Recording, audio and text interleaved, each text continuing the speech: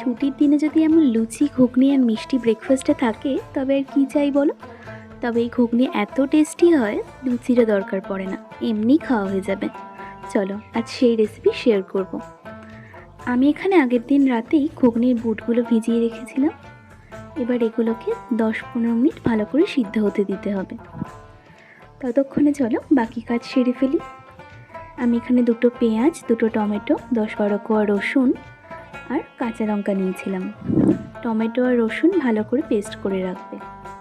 আর মশলার জন্য 1 চামচ জিরে, 1 চামচ ধনে, 3টে আদার কিউব নিয়ে ওটারও একটা ফাইন পেস্ট বানিয়ে নিয়েছিলাম।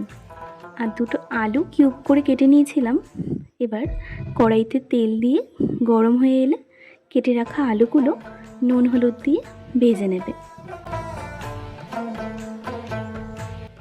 এবার ওই তেলের মধ্যেই আরও 2টো তেজপাতা আর গোটা গরম মশলা ফোড়ন দিয়ে পেঁয়াজগুলো দিয়ে দেবে।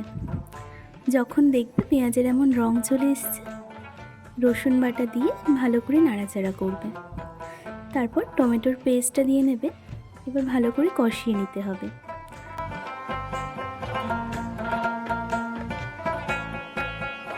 যখন দেখছো টমেটোর কাঁচা গন্ধ চলে গেছে, তখন গ্যাসের ফ্লেম কমিয়ে পেস্ট করে রাখা মশলাটা দিয়ে ভালো করে নাড়াচাড়া করবে।